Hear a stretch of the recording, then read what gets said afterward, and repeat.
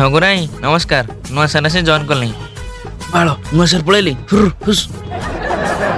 ବାଳକୁ ନୂଆ ସାର୍ଟ ପଳେଇଲି ଆଜି ମରେଇଲି। ଏ ବାଳ ଟୋପିଟା ହଉନି କଣ ବାଳ। ସାର୍ ନମସ୍କାର ସାର୍। ତମେ ସାର୍ ହାବିଲଦାର ହଗୁରା ସ୍ୱାଇଁ ରିପୋର୍ଟିଂ ସାର୍। କୋଉ ବାଳକୁ ଥାନାକୁ ଆଇଛୁ? ଏଇଟା ମୁଁ ଥାନାକୁ ଆସିବା ଟାଇମ୍ ନାଇଁ ସାର୍ କଥା କ'ଣ କି ଆଜି ମୋ ମାଇକିନା ବହୁତ ଦିନ ପରେ ଆସିଥିଲା। ସେଟା ଭାକୁର ଜୋରେ କରିଥିଲା ସେও ଖାଉ ଖାଉ ଡେରି ହେଇଗଲା। ରହେ ଶଳା। ମୋ ମାଇକିନା ଭଲ ଭାକୁର ଜଳ କରେ ସାର୍। ବହୁତ ଦିନ ହେଲା ଖାଇନଥିଲି ତ ସେଇଥିପାଇଁ। ମୋ ବୁଟରେ ଘୁଅ ନାଗିଛି। କାହିଁ ବାଳକୁ ସେ ଛାତିଟା ଦେଖଉଛ? ସାର୍ ହଗୁରା ସ୍ୱାଇଁ ତମ ଟୋପିଟା ବଙ୍କା ଅଛି। ସରି ସାର୍ ଟିକେ ଉତୁପାତ ହେଇ ପଳେଇ ଆସିଲି ତ। ମୋ ପାଇଁ ଭାକୁର ଜଳ ଆନ ମାନେ ତମେ ଆଉ ଥାନାକୁ ଆସିବନି। Sir you are suspended from my ଥାନା। ନାଇଁ ସାର୍ ନାଇଁ, ଆପଣ ତ ନିର୍ଦ୍ଦୟ ହୁଅନ୍ତୁନି ସାର୍। ତମର ସେ ବାଳ କଥା ମତେ ଆଉ ଶୁଣାଅନି। ସରି ସାର୍, କାଲି ଆପଣ ପାଇଁ ଯେମିତି ହେଲେ ଭାକୁର ଜଳ ଆଣିକି ଆସିବି। Get out in my our ଥାନା। ସାର୍ ଟିକେ ଦୟା କରନ୍ତୁ ସାର୍। ମୋ ପୁଅଟା ବାତ୍ରାଏ ମଦ ପିଇ ମା ଭଉଣୀ ସଦାଦି କରୁଛି। ମୋ ଝିଅଟା ଶୁଖୁଆ ବିକୁଛି ସାର୍। ମୋ ସଂସାରଟା ବୁଡ଼ିଯିବ ସାର୍। ତୋ ବାଳ ସଂସାର ତୋ ପାଖରେ ରଖ। ନଈ ପାଣି ନଈକି ଯିବ, କୂଅ ପାଣି କୂଅକୁ ଯିବ। ତୋ କଥା ମୋ ବାଳ ଶୁଣିବ। ସାର୍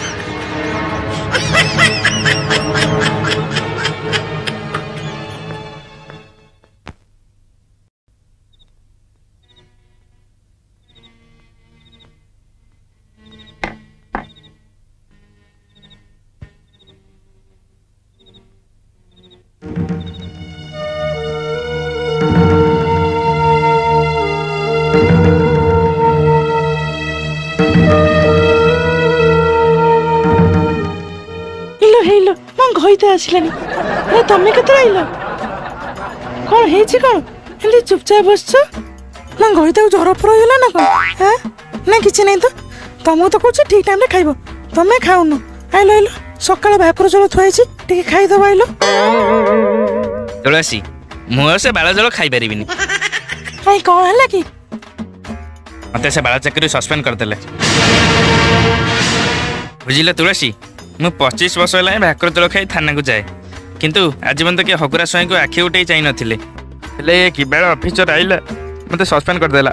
ହେଲେ ବାପା ତମେ ସେ ଶଳାକୁ ବୁଝିଲନି କାଇଁ? କଣ ତାକୁ ଆଉ ବୁଝେଇବି? ସେ ସିନା ମୋ କଥା ଶୁଣିଲେ କଣ ସେ ବାଳ ଇଂଲିଶ ଶିଖିଛି ସବୁ ଗାଇଗଲା। ତମେ ଜମା ବ୍ୟସ୍ତ ହୁଅନି। ତମେ ଯୋଉ ବାଳ କାମ କରୁଥିଲ ଦିନେ ଦିନେ ଚାକିରି ଯିବାର ଥିଲା, ଆଜି ପଳେଇଲା ଆଉ। ମୋ ପୁଅର ଚାକିରି ହେଇଛି, ସେ ଆସିବ ବୋଲି କହୁଥିଲା। ଆରେ ହେଇ ତ ସେ ଆସିଲା ଏବେ। ଆଉ ପୁଅ ଥାଉ, ଅତି ଭକ୍ତି ଚୋର ଲକ୍ଷଣ। ଏତେ ସମୟ ହେଲା ତୁ କୋଉଠି ଥିଲୁ? ଟିକେ ହାଣ୍ଡିଆ ମାରି ଶୋଇ ପଡିଥିଲି। କଣ ହେଲା ବାପା ତମେ କିଛି କହୁନ ଯେ? ସେ ମୁହଁଟାକୁ ପାତି ମାଙ୍କଡ ଭଳିଆ କାହିଁ କରୁଛ? ତୋ ବାପାର ଚାକିରି ପଳେଇଛି। କଣ ହେଲା? ତମ ଭଳି ଜଣେ ମଦୁଆ ଆଉ ହିଷ୍ଟିଆ ଲୋକ ଚାକିରି ବାହାର କରି ଦିଆଯାଇଛି। ଠିକ ଅଛି, ମୁଁ ବି ଦେଖିବି ସେ ଶଳା କେମିତି ରହିବ। ଆରେ ହଗୁରା ସ୍ୱାଇଁ ଜଣେ ସାଧାରଣ ହାବିଲଦାର ହେଇଥାଇପାରେ, ହେଲେ ତା ପୁଅ ମୁତୁରା ସ୍ୱାଇଁ ଜଣେ ଇନ୍ସପେକ୍ଟର। ହେଲେ ବାପା ତମର ଭୁଲ କଣ ଥିଲା? ତମେ 2 ମିନିଟ୍ ଲେଟ୍ରେ ପହଞ୍ଚିଲ ତ? ତମକୁ କହିଲା ଟୋପିଟା ବଙ୍କା କାହିଁ ପିଞ୍ଚ? ଛାତି ବେଳ କାହିଁ ଦେଖଉଛ? ଆଉ ବୁଟରେ ଘୁଅ ଲଗେଇ ଯାଇଛ କଣ ଏଇଆ ତ? ହେଲେ ତୁ ଏସବୁ କେମିତି ଜାଣିଲୁ? ସେ ଶଳାଟା ଆଉ କେହି ନୁହେଁ, ସେ ତମ ପୁଅ ମୁତୁରା ସ୍ୱାଇଁ। ଆରେ ତୁ ସେ ବାଳ ଇନ୍ସପେକ୍ଟର? ଛାଡ଼ିଦିଅ ଛାଡ଼ିଦିଅ ଛାଡ଼ିଦିଅ ଛାଡ଼ିଦିଅ।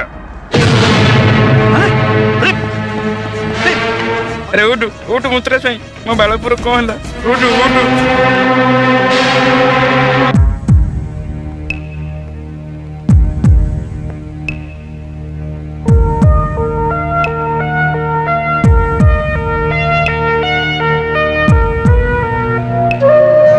ଡାକ୍ତର ବାବୁ, ମୋ ପୁଅଟା ମଦ ପିଇ ଆପଣଙ୍କ ମେଡ଼ିକାଲ ଆଗରେ ପଡ଼ିଥିଲା, ସେଇଥିପାଇଁ ନେଇ ଆସିଲି ସାର୍।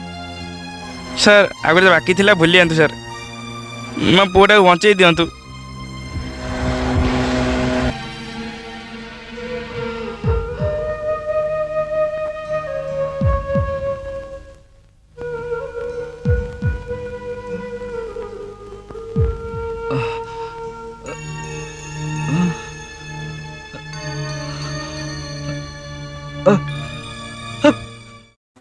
ମୋ ଭାକୁର ଝୋଳ।